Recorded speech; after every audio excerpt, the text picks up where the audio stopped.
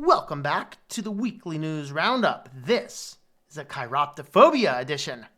Y'all know what I'm talking about, right? Chiroptophobia. Yeah, you have to look it up. But anyway, we are going to dive right on into the news. If you want to help support the channel, have a look at switchedtolinux.com/affiliates.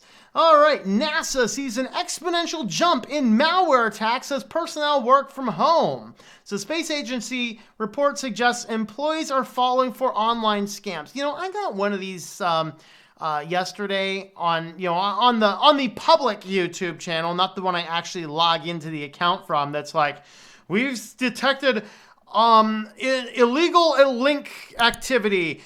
Provide us your channel URL, your email, your password. Really? Am I that stupid?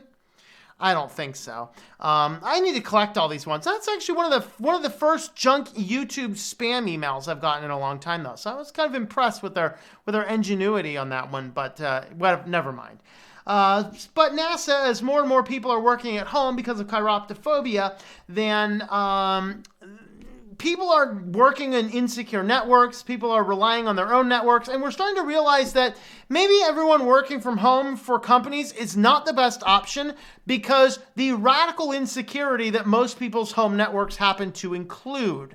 So that's kind of a frightening thing. So according to this article, new wave of cyber attacks is largely targeting federal agency personnel required to telework from home during the chiroptophobia-ness. Officials wrote in a memo, the wave over the past few days includes a doubling of email phishing attempts, exponential increase in malware attacks on NASA systems, and double the number of mitigation blocking of NASA systems trying to access malicious sites, often unknowingly due to users accessing the internet. So basically, people are out there just trying to get in and realizing that in a corporate environment, the IT department is a good line of defense, first line of defense against some of this stuff. But people at home, they're clueless. They're so clueless. And so it's like, hey, whatever happens, you know. And so that's what's going on there. All right, amidst of chiroptophobia, sales of laptops, desktops, and peripherals surge as more people work from home. Some reports are saying you can't even find a webcam anymore, and the prices are going up and through the roof. So fortunately for me, I have 3 webcams here right now, so I'm good, hopefully, as long as none of them break. I should be good for a little while, so I'm good with that. So, but several products saw sales increases over 100%. In a nutshell, the disruption caused by chiroptophobia has been hammering many industries, but some sectors are benefiting. Home productivity products such as monitors, PCs, and webcams have had their sales shoot up thanks to so many people now working and studying from home. Ooh, we have a picture of a webcam. Whoa, who's watching? Just a note for self, guys, for those of you who are working at home, a little privacy tip. Don't keep your microphones and your web cameras plugged into your computers all the time. Take those guys off. But anyway, that's, hey, good some industries there. All right, now we get two very interesting pieces of news. We're going to do this one first. CDC recommends people wear cloth masks to block chiroptophobia. So this is what the CDC says. Surgical masks and N95 respirators should be reserved for healthcare workers. So you should wear this completely useless bandana that doesn't do anything but potentially increase your chance of getting pneumonia because you're not getting fresh and fresh, clean air into your lungs, or you're recycling your air, which is not good for you. But nevertheless, you should wear a mask. Save those ones for the healthcare, but everyone else should wear cloth masks to block this. But then Etsy is reminding people that selling cloth face masks do not suggest it blocks chiroptophobia. CDC's recommending this. Etsy is telling people this. This is the reason people are going crazy. We get completely conflicting information everywhere else. Now, of course, of these two, I think that this group, the CDC, probably has a slightly more idea than Etsy does. But use critical thinking, people. Use critical thinking. Chiroptophobia will get you if you're not careful. So, of course, this means that everyone has to run around looking like bank robbers. So I'm very curious, for those places that still do have lobby hours for your banks, I wonder if they're seeing an increase in robberies. It was a guy in a mask! I mean, but it bears repeating here. We've said it before on this channel. It bears repeating here. There's this bank going on. A guy runs in. He's got sunglasses. He's got gloves. He's got a bandana over his face. He runs on in there and goes, ah! He says, don't worry. I'm just here to rob the bank. All right? Just keep that in mind. I mean, I had to go into one of my bank lobbies where I have my external backups for the business. It took me 3 days to get in there. They weren't there. They have a sign on their door. You know, you can still access your safe deposit box by appointment only. And they wouldn't pick up the phone. They called like 15 times before they finally picked up their phone. It's kind of crazy. But anyway, yes. So now they have new guidelines today saying that people wear homemade face masks to prevent the spread of chiroptophobia. So now we're all running around looking like the latest Borderlands expansion pack or something, right? We're running around, you know, all looking like, you know, all we need, guys, is we just need some machine guns running around and our society's going to look really cool. But, you know, anyway. Oh, man. Anyway. So, yeah, Etsy's telling people they don't prevent this, but CDC says wear a face mask to prevent this. People...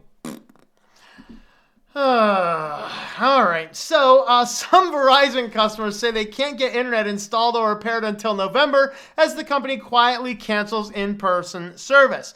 So if you are being told you have to work from home because your company is like, hey, you got to work from home because chiroptophobia, then you need your good internet connection. But if your internet's broken and you happen to have Verizon, now they're just slowly canceling your appointments.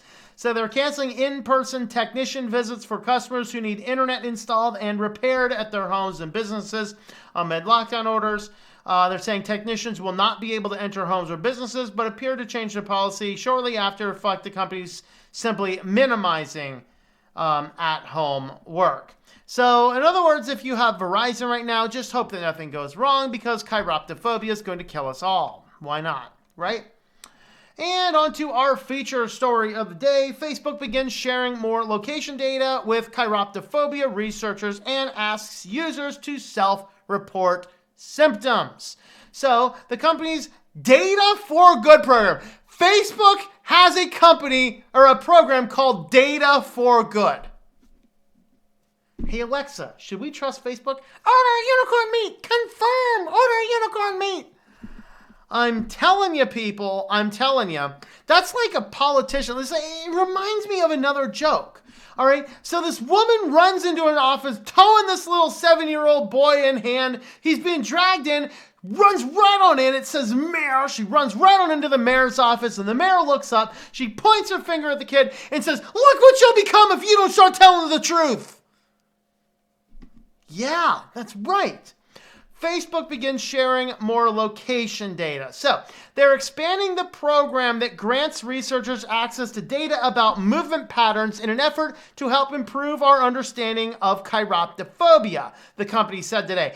Data for Good, which uses aggregated, anonymized, data from Facebook apps to inform academic researchers, will now grant access to 3 new maps for forecasting chiroptophobia spread and revealing whether residents in a given region are actually staying at home. So Big Brother Facebook is here to enforce the governor's lockdown orders. What could possibly go wrong? Company will also prompt Facebook users to participate in a survey from Carnegie Mellon University that asks people to self-report any chiroptophobic symptoms. The response, which will be anonymized, could help researchers understand new hotspots as they develop or see where the disease has begun to retreat. Carnegie Mellon will not share any symptom information back to Facebook, the company said. Yeah, just like Cambridge Analytica. Last week, Google released public reports that that use the company's own location tracking services to reveal the degree which people have changed their movement patterns in response. So, of course, here's various different places. Yay, everybody's staying at home. We're all good little... So, the move announced today are designed to improve forecasting and response efforts in the United States and abroad. In an interview, Facebook executives said the company could aid in chiroptophobia recovery efforts while still protecting the privacy of individual users. Yeah, there's a PR person talking, aren't they? How do we know? Their lips were moving. That's how we know. So social connectedness between U.S. zip codes. Ooh, look at that. So bottom ranked. All right, upper ranked. There you go. Let's have a look at this crap over here. This is dataforgood.fb.com. We use data to address some of the world's greatest humanitarian issues. More than 2 billion people use Facebook, generating data that can be used in privacy-preserving ways to help communities around the world with data sharing responsibly with communities that can improve well-being and save lives. Oh, Lord. So, okay, we use a variety of tools.